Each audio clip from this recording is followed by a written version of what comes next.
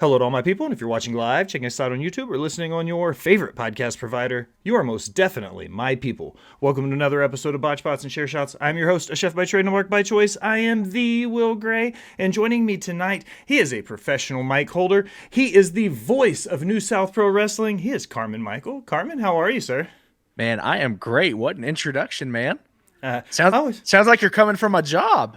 I have a I have a history. I have an unfair advantage. I went to journalism school, so I always like in the podcasting world. It kind of coming into it. I was a chef for 15 years, so the chef by trade, mark by choice thing, very true. But when I switched over to the silly little world of wrestling journalism, I was like, maybe I'll dust the old bachelor's degree off and put it to some good use. Meanwhile, I got my degree in music. I'm not really using it all that much. I I was run a audio, like that counts. I was a music education major, man. Oh, At one nice. point in my life, thought I was going to teach high school. And boy, did I go a different direction than that. Oh yeah, I'm a classically trained vocalist who also studied the recording arts. So That's fantastic. Well, we're going to get there. But my our progress and our story always starts the same way. It always starts with an origin story. We're here to talk about some wrestling. For me, I grew up in the late '80s, early '90s, the tail end of the NWA days, into territories, into the WCW. What did you grow up watching as a young fan? so growing up, I actually mentioned this on the Fightful podcast the other day. I wasn't allowed to watch WWF. That's more My common than you would think, my man. my mom and grandma like absolutely refused to let me watch WWF. They said it was pure filth because there's like it's nothing but naked women and swear words over there, and like young me was like, well, I mean that does sound kind of cool, but I wasn't allowed to watch it. So, grew up a huge fan of WCW. Sting, favorite wrestler of all time. I've later on in life had the pleasure of working with him. Like I was him every year for Halloween. But like besides that, I liked Goldberg, I liked DDP. I thought the NWO was cool, but like for me, it was the cruiserweights. It was Rey Mysterio, Juventud, Psychosis, La Parca. It was like the mid card, like Saturn, Raven, all these characters that really, sparked my interest. And then once WCW got bought, started watching WWF, I'm like, this isn't as bad as they told me it was going to be. And then it never ended. And then I branched out, started watching ROH, TNA, New Japan. Like it's just never ended. When do you remember starting watching indie wrestling? Because it seems like everybody has a different point in life. Even I didn't start watching indie wrestling until much later into my, my wrestling life, or however you want to say it. When do you remember watching indie wrestling starting out? So I remember, I'd been to a handful of shows. Like my parents took me to see Wrestle Birmingham, like when I was maybe, I don't know, like 10 years old, something like that. So I'd been to like a couple indies other than that, but local Alabama indies are usually uh, not the highest of quality. uh, but that all changed a few years ago. I remember going to see a company called New South, which obviously, fast forward, I'm working with them. But I remember going to see them and they had a stage and they had an entranceway and they had lights. They had guys who I looked at and was like, oh man, I could see this guy in WWE, and that guy so happened to be Austin Theory. they had Odinson and Baron Black and like all these names that I was watching, and I was just like awestruck by because I'm like, wait a second, like I thought independent wrestling in Alabama was just like a bunch of fat old guys in singlets that they bought at Kmart. Like, I was like, what is going on? And then that opened my eyes to indie wrestling. I started going out to see shows in Georgia. I would obviously see New South, and then every once in a while I'd pull up a match on YouTube or whatever else. And then obviously IWTV is a thing, so it just became addicting. So before you got into the commentary booth, your career had to start somewhere. We were just kind of chatting a little bit about it before we hit the record button. You started in a music career though. Let's kind of dabble into that. Where did you start musically? You said you're classically trained. Like, let's talk about your music career for just a second. So I remember my first band. I was 17 years old, and it started off like many other other musicians, where it's like, "Hey, Carmen, you play guitar, right?" And I'm like, "Yes, I do." And they're like, "All right, well, we need a bassist. Can you learn bass?" And I'm like, God, yeah. I mean, I guess I will. So, uh, bought a bass, bought an amp, played a couple shows with them. It's like battle of the band stuff, like nothing too serious. That all ended. Fast forward a couple years, I go to college. I move off to Huntsville to get my degree in music technology. And my best friend hits me up. He's like, "Hey, man, uh, starting a band. Our vocalist just left. I think you'd be a good fit for it." And I'm thinking, like, I don't know. But he sends me the music, and I'm just like, I'm loving everything about it. It was like, um, it was kind of similar to like Avenged Sevenfold, Bullet for My Valentine, Kill Switch Engage, like that sort of stuff. And I was thinking, like, I don't know if my voice will fit it. And I recorded a couple of demos and sent it to him. He's like, "Nah, dude, this is it." So I was traveling back and forth between Huntsville and then my hometown of Jasper, Alabama, which is like an hour and a half drive. And I was making that drive 3 times a week to go to rehearsals. It was That's a a tough lot. schedule, man. And that's while I was still going to college. But we had some moderate success. We were in a couple magazines. We opened up for a couple touring bands. I remember we opened up for Saving Abel one time, and that was like the huge thing for us. Like, packed crowd, people like swarming us to get pictures and autographs, and we're like, okay, we're feeling like a rock star now. But yeah, the band was called Throne of Eden. We released an album called The Final Days, which, I mean, you can still find today. Something I'm really proud of. I consider that almost like my first child. Like, That's everyone a big always asks, deal. Yeah, full everyone length album's a big deal, man. everyone asks me, like, "What's your favorite song on it?" I'm like, I don't know. Like, it changes day to day. Like, there's a song called Tombstone Lullaby that like really hits home with me. It's not a song that I wrote lyrically, but like some of the stuff in it, like, uh, my brother passed away and my uncle passed away, and I had like a lot of death very close together in my life. And that song just like resonated with me, and I was able to like put my all into it. And then, obviously there's songs on there that I wrote as well. And it's, there's just something about creating things that, I don't know, like, first I was an artist. Like, I painted, I did sketches, then moved into music.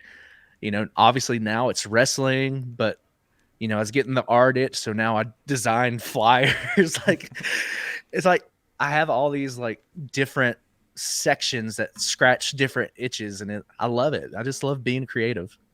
I myself am a jack of all trades. Like I like to learn things. So if I see My kind of something, people. I'm like, okay, I want to know how to do that. So I'll go watch a Mhm. video or find a book, and I love being able to get in there and do it. So we talked about your path to wrestling was a little bit atypical, but here we are. You Yes, found yourself. You're in a producer's chair, a ring announcer, a commentator's booth. You've worn a lot of everything. hats. How did you end up in the wild world of pro wrestling? So I remember I was going to a company in Canton, Georgia called Southern Honor Wrestling, and I was friends with a lot of the people involved there. Nathan Mowry, who I'm literally wearing his face on my shirt right now. Shout out to the Kill Billy Nathan Mowry. Uh, he was telling me, like, "Hey man, I'm starting up this promotion called Southern Honor Wrestling. There's this guy named Gary Lamb who's really cool, and then Dylan who works at DDP Yoga." And I'm like, "Yeah, yeah." So I went and checked it out, thinking like, I'll check it out once. And then I went and absolutely loved it. I was like, damn it, I'm about to have to drive 4 hours every time they have a show. So I just started going as a fan. And I remember I took a couple of friends with me for the show that Jericho and Kenny Omega and Cody Rhodes were all on. And I had a feeling that was happening, but like they never outright told me. And I remember at a certain point during one of the matches, there was a technical glitch where basically the software they're running is called Pro Presenter. It's something that's used a lot. It's basically kind of like any sort of like slideshow, whatever. And I glanced up on the screen and I see that that's the screen that's showing. And I like quickly ran to the booth and I was like, move out of the way, let me fix this. And they just kind of looked at me. And Gary, who knew that I do technical work, was like, listen to the man move. And I got in there and like quickly changed some settings. I like turned the projector off in the meantime, got everything back up and running because like I said, I had a feeling what was coming up.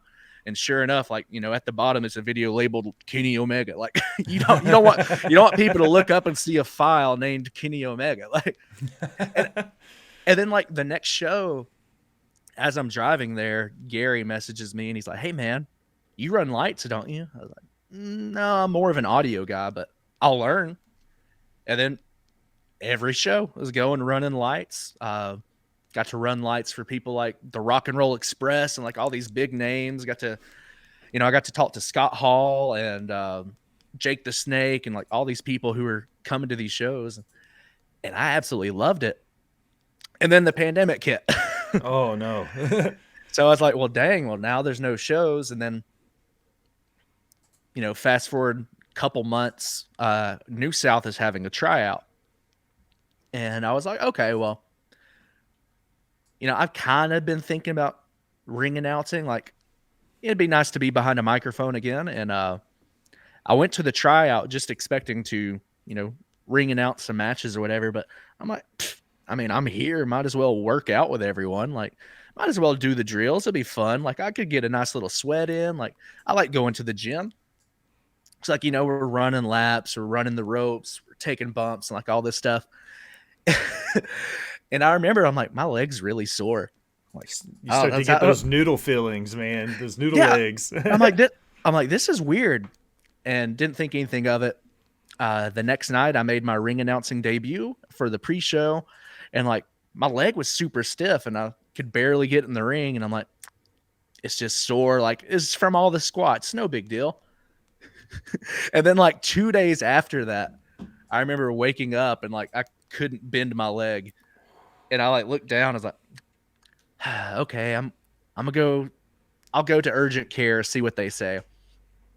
And they took blood work from me. And they're like, if anything comes up, we'll call you, let you know. So I went off to work and they called me while I was talking to my boss. And they're like, remain calm. Don't panic, but you need to get to the ER immediately. I was like, is everything okay? And they were explaining like, there's a certain enzyme that gets released whenever you tear a muscle. And they're telling me is like, yeah, typically it's like 200 units per 100,000 or whatever it was. They're like, right now you're at 21,000. Holy shit. And I was like, I could see how that would be bad. I'm on my way. So I went to the ER thinking like, they'll give me some fluids. I'll be out of here soon. And like, no, they admitted me to the hospital. I was there for 3 or 4 days, I think. And they had me on like IVs and like, yeah. So I had partially torn my quad, but in the process had suffered rhabdomyolysis, just like blood poisoning. Like your kidneys can't process that enzyme. So I'm thinking wow. Okay, like so that 0 to 100 real fucking quick then. Yeah. So I'm like, yeah, my leg's sore. And like, they were amazed that I was walking around. They're like, I remember one of the nurses came in and had asked me something. I was like, oh yeah, I walked over there and grabbed it. And they're like, you can walk? And I was like, yeah. That, well, usually when we see something like this, like it's pretty bad. And they were telling me like legit, like that's a major thing. And then my dumb self, like the day after I got out of the hospital, I show up to the next New South show and I'm like hobbling around with a brace on, and Donnie Primetime's there and he's just looking at me like, man, why are you here? And I was like, there's a show. So I think that's what made everyone like, okay, this guy, this guy wants to be here. I He's think, obviously the real yeah. deal. Let's dive into New South then, since you're right there with it. You've kind of been a jack of all trades there. You've done announcing, production, commentary. We talked like just all about it. They've got some killer big shows coming up in Florence. Like, Oh how yeah, is it right now in Alabama? How's everything going? man, it is so much fun. It's something like kind of like my entire story. It's always just like someone throws something out there to me, and I'm like, I don't know, but you know what? Screw it, I'll try it. That happened with a commentary. I got thrown out just to commentate a match because the John Mosley, the guy I was on commentary with, wasn't quite familiar with everyone in a battle royal. So they're like, "Hey, Carmen, you go out there. You know the names." Did that, and apparently he had went back to them like, "Hey, this kid's kind of good." So the next show I show up and they're like, "Hey, you're on commentary now." And I was like, I don't want to be on commentary, but I absolutely fell in love with it. And then, through the years, we've lost some people. Some people have gone on. So like, I ended up taking over production. So like, I helped set up the shows, like the screen and set up the projector and all this. But like, I also make all the entrance videos. I'm the one that gathers all the music, all the promo photos, make all the graphics. I mean, obviously, I do the ring announcing and commentary, but it's just kind of grown and grown. Like I've done video editing for us, like it's just grown and grown over the years. And the more trust I've gained with, Dump Sanders, Brandon Williams, the co-owners, it's just like they're a lot more hands off. Like they can trust me to go off and do stuff. Like they can trust me to lead a talent meeting or, you know, whatever it may be, or send an email out to a very important sponsor or venue or whatever. Like it's I've only been doing this 3 years, not even 3 years. Americana, which happens to be our show coming up on July 8th, will be my 3-year anniversary. So it's picked up steam very quickly, and I've got to work with a lot of great names at New South. I'm It just seems thrilled, like a man. wild 3 years, man, just to think about it. Yes. One of the big shows you guys got coming up on June 25th, I think, if my notes were correct, GCW's coming into town. It's Yes. not the first time you've crossed paths with Brett and the boys. We'll get to that. No. What's the excitement level like for you guys heading into the 625 show down there in Florence? Through the roof, man. The first GCW versus New South show we did, there was this excitement in the locker room, and we get there, the show like went off without a hitch. And I remember like the next few days getting online, like reading reviews, listening to podcasts, like whatever it may be, like just word of mouth, like people messaging me like that show was incredible. They were telling me like, this is going to be a hard show to top. This could be show of the year. I had people telling me this is my favorite GCW show I've ever watched. But like the most cool thing to me was all the people discovering the New South talent for the first time. Because like while a name like Braden Toon, Hunter Drake, something like that may be like really well known in our area and like the grand scheme of the entire country at that time, like may have a little bit of buzz, but like that show helped them stand out so much. And now like Hunter's traveling the country. Braden and I are heading to New Jersey and New York City next month. Like it is crazy, man. Like just the reaction we got and knowing that we now have a round two is just, now that we've been there, we've shown the world who we are. Like now this is our chance to like prove like we belong here. Like we're one of the big dogs. I'm excited for it. So one of the things GCW is known for right now, especially in the indie world, is they'll go from territory to territory, and they bring in and highlight the local talent. And that's from the locker room, the men and women, to the commentators and the ring announcers. And they really help bring up and elevate those local markets. For you guys in Alabama, this is more of like, a pride side. How good did it feel on your guys when GCW came to Alabama and they picked New South out and they were like, you are the guys we want to elevate. You are the guys we want to put up on the shelf. It felt absolutely great. And like you said, Brett is so giving. The night before, we were in Huntsville, my hometown, it's where I live now. Uh, we had a show at the Von Braun Center where New South, we provided the ring, we helped set up, but like nobody was expecting anything. Like we're just there to help out. Brett throws a handful of our guys in the scramble, and then he asked me like, "Hey, like you want to do commentary?" I was like, "Yeah." Of so course I do. I ended up opening the show with Dave Prazak for the first match, and funny story.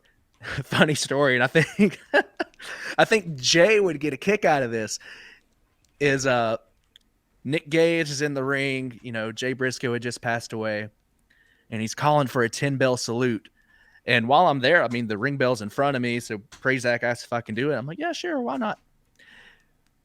Got the hammer in hand. Nick Gage yells, "Ring the effing bell!" Boom! One hit, and the hammer breaks. And I'm like looking around, like, what do I do? Because like because it's like a wooden hammer that we had at the time to ring the bell, and like half of the head popped off. And I look over at Prazak and I like look down at it, and we're both like, and so I just had to hit it as hard as I could at an angle.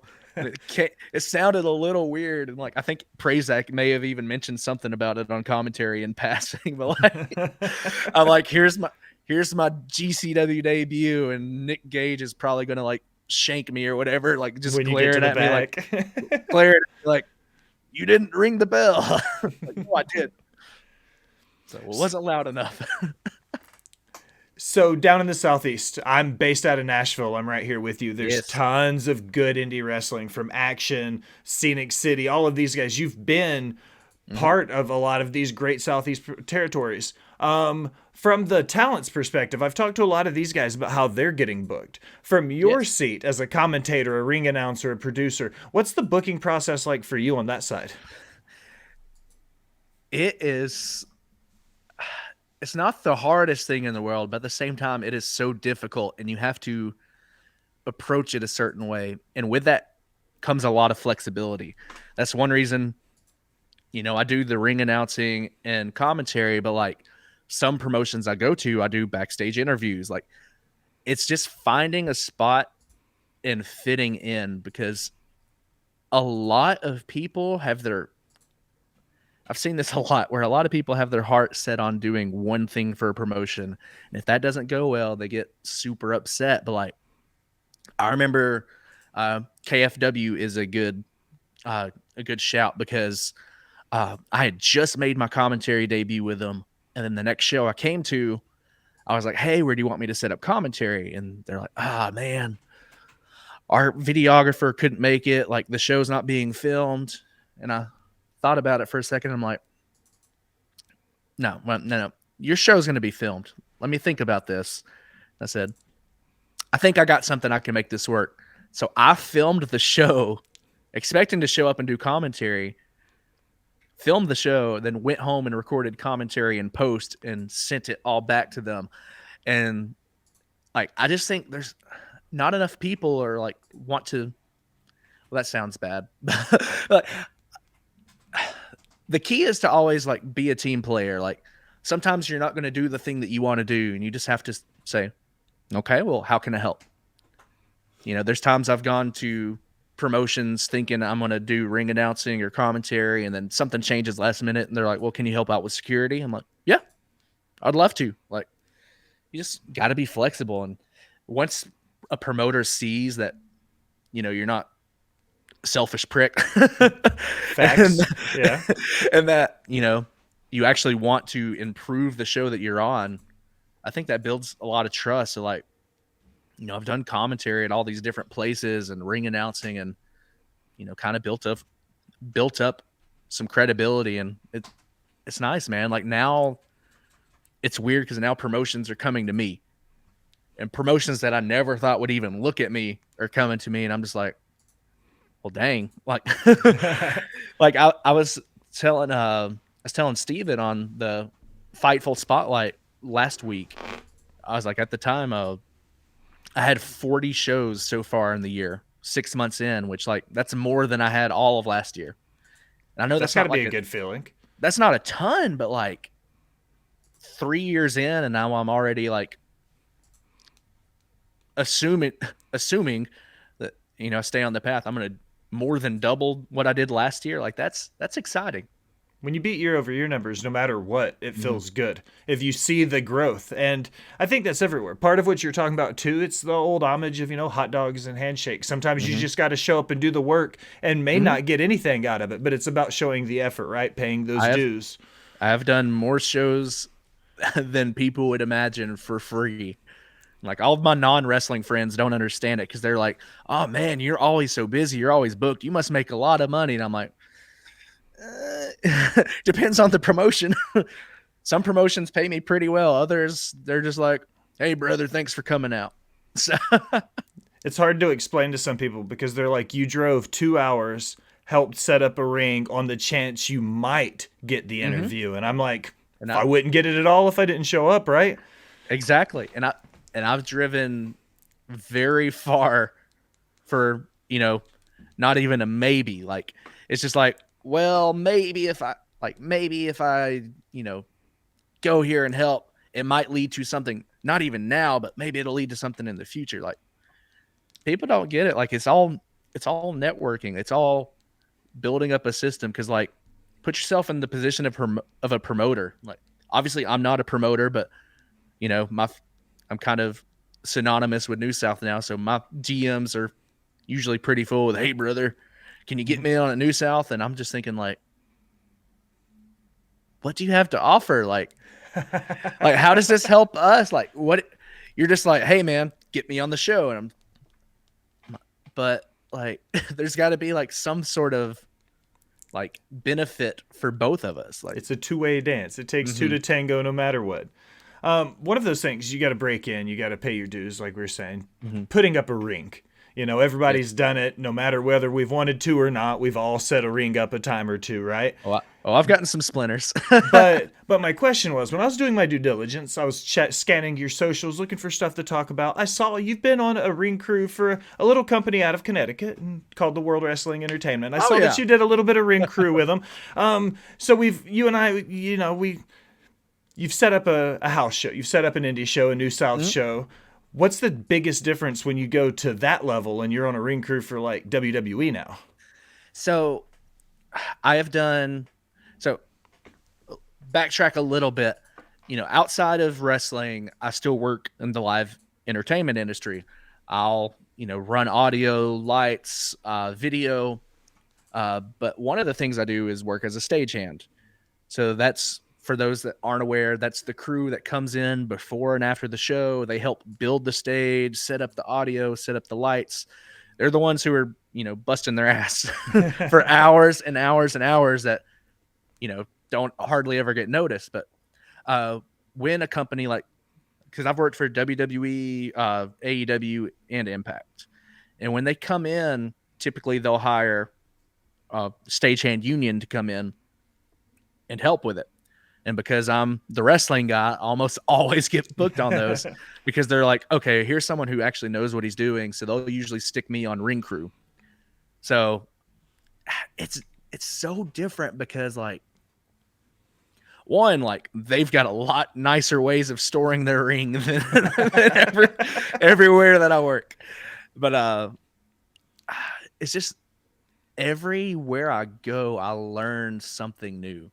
It's like Impact's ring is different than WWE's, which is different than AEW's, and like there's a certain way they put it together. There's a certain system that they use, and every time I go to one of these, there's always at least one thing that I can take away. And I am always, whoever the referee that is in charge of like leading the ring crew, I am always glued to their side. I am asking questions respectfully, like I'm not trying to pester them. And I'm just like, hey, like I noticed this, but like, my promotion does it this way. Like, is there a reason why you do it this?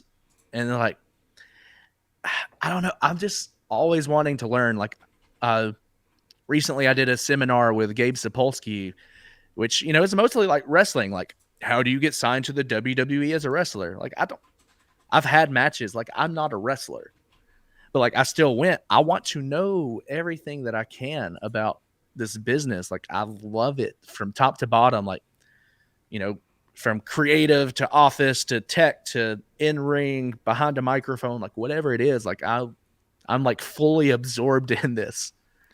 I love Gabe. I'm frequent in Good his man. Twitter spaces and stuff for the indie wrestling networking and Mm-hmm. stuff. He's and a lot of times in pro wrestling, whether they mean to or not, there's gatekeepers, and Gabe is one of Mm-hmm. those guys. He'll open the door and just help everybody succeed. And big shout out for Gabe there.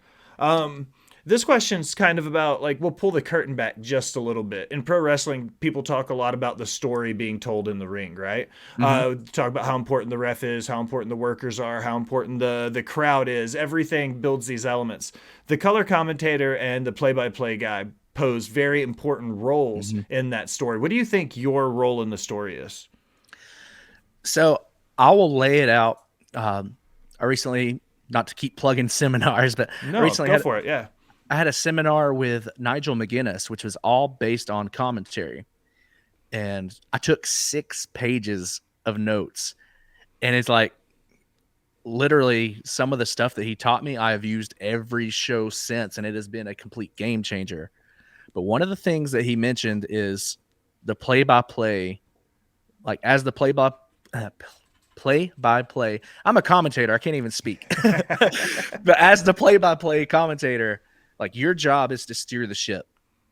And no matter what, whether that is, you know, leading the story, whether that's asking questions, whether that's setting up a line for your color commentator, uh, you know, like you are the person that's guiding the whole thing. You are basically the host of the show. You are taking the audience on a journey, and it's a very important task. And, you know, really opened my eyes, especially like going off to other promotions. Like, I think it's easy to fall in the trap of, well, we'll see if I can do commentary when I get there.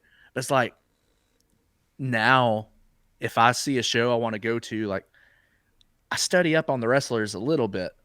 Like I'll take notes and stuff before I go out there. Just, you know, if I do get put on commentary, at least I'm somewhat familiar. That way I'm not like, you know, well, Scrambling last minute. this guy sure is big. What a punch. Like there's got to be something. And there are plenty of times where I'm put in a situation where I'm doing commentary where I've got no notes, whether that be like last minute match or, you know, here recently I did a show with New Level Pro, which was a free show that we put on. It's the one we had Alex Shelley come in. But like we had multiple matches get canceled due to injury or whatever. So we had a last minute match come in with Ace Perry, who I've never worked with. I'm moderately familiar with Ace Perry's stuff, and Sal Renaro. You know, like again, moderately familiar, but like here's this match that I found out about like 15 minutes before the show starts, just because they happened to be there, I guess, and they're like, okay, let's have a match. So I'm like, okay, so I took some like quick basic notes and then just told the story of what was going on. And I don't know, man, I really like that challenge. Like there have been times where like even at New South where, you know, we'll have like a pre-show match where if there's not a like an inherent story or something completely obvious, like I can find something, not to like brag on myself or anything, but like over the past few years, like I've started to gain these skills, and like used to I wasn't confident in them at all, but like now I can like pinpoint something like the way they attack the hand, and I'm like, oh well, you know, his move like involves the hand. Like man, there's just such an art to it, and I love it. I love the creativity. I love everything about it, man. It makes me excited.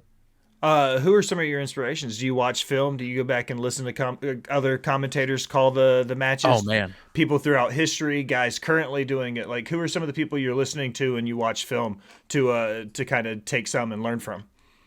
So obviously, like Nigel McGuinness, Kevin Kelly, like the greats like JR, Tony Schiavone, Mike Tenay, Don West. I absolutely love them. Kind of a who's who But there. man, Yeah. yeah, man, it's all over the place. Like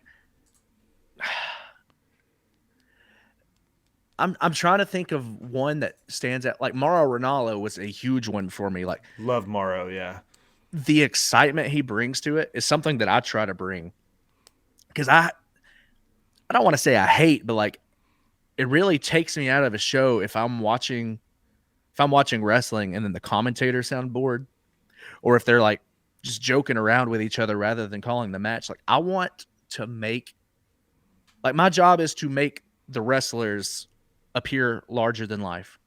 My job is to, you know, tell the story that this match could end at any moment.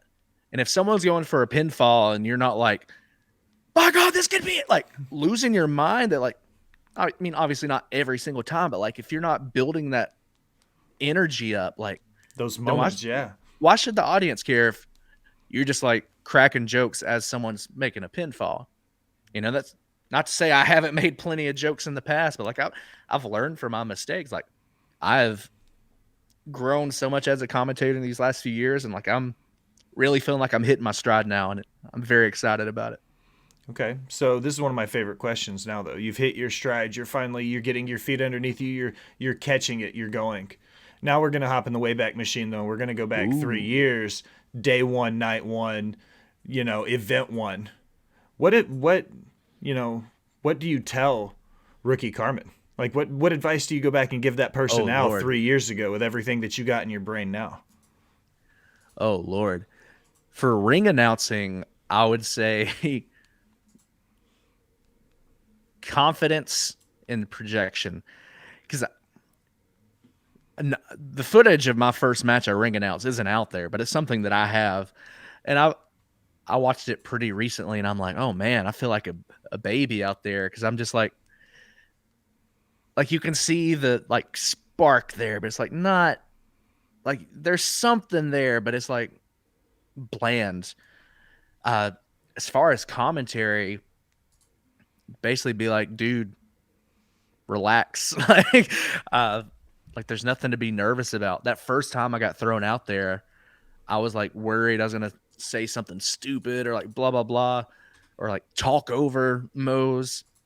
And I felt like we had a good chemistry. And like when I did commentary for GCW versus New South, I was picking the mind of Prazak a little bit. And I said, is there anything you could think I can improve on or like whatever else? He's like, nah, man, you're a really good commentator. And I was asking him like, well, like, at some points I felt like I was talking over you. And he's like, every conversation ever. Like if you're having a talk with your friends, like you're going to talk over each other. Like who cares? It sort of changed my whole aspect on it, man. Like, I don't know. There's so much I'd want to sit him down and say. I would say, don't stress and maybe don't make so many inside jokes. That was a common occurrence for probably about the first year. And it wasn't like always, but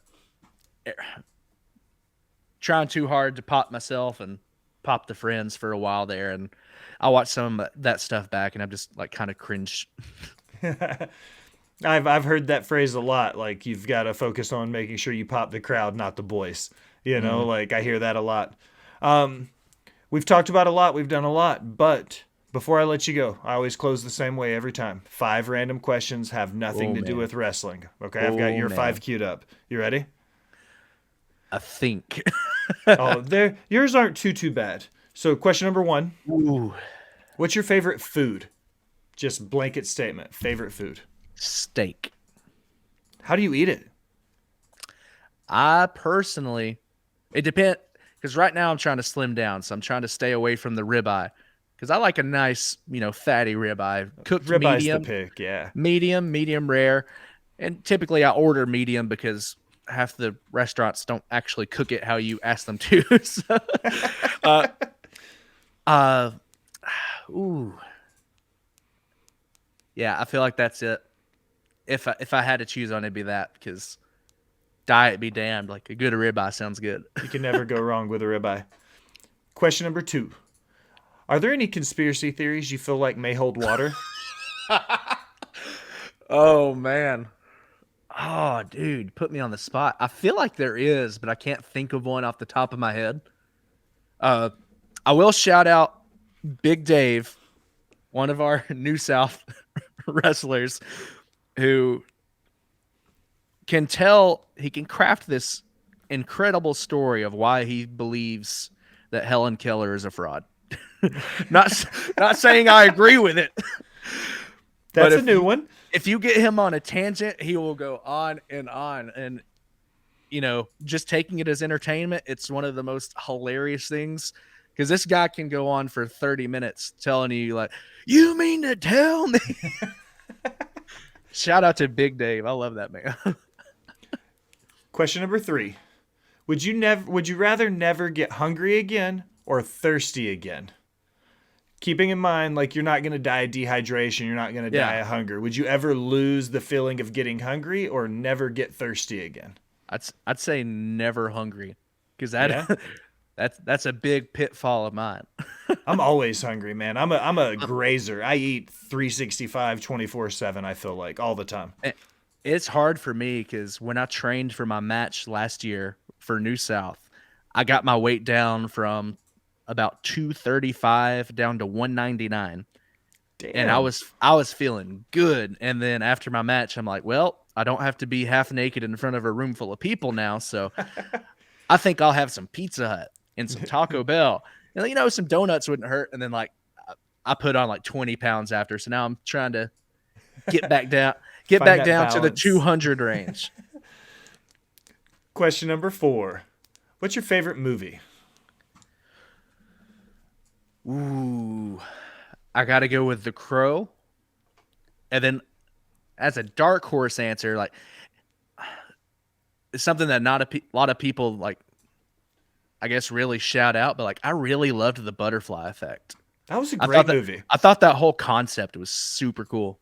The original one, though, when they started getting off into 2 and 3, it wasn't quite. But the original, we don't talk about those. But the original one with Ashton Kutcher, loved that movie. Great story.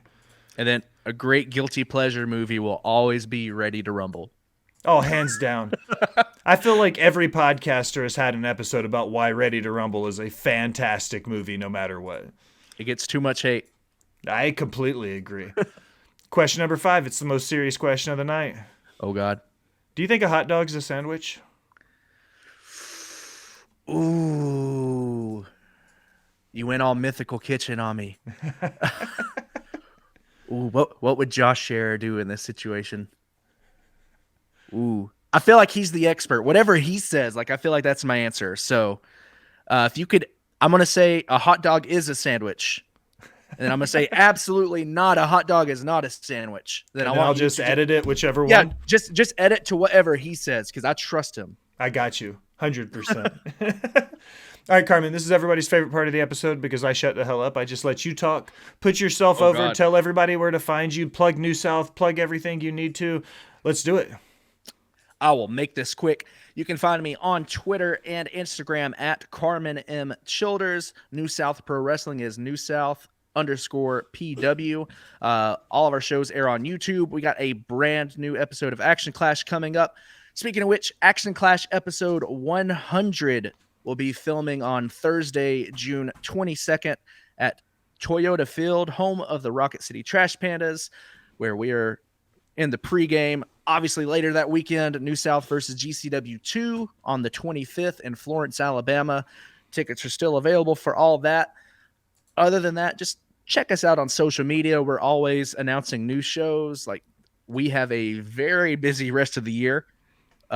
Several dozen shows that have not been announced yet in new cities, new territories, as we say. So just check us out on social media.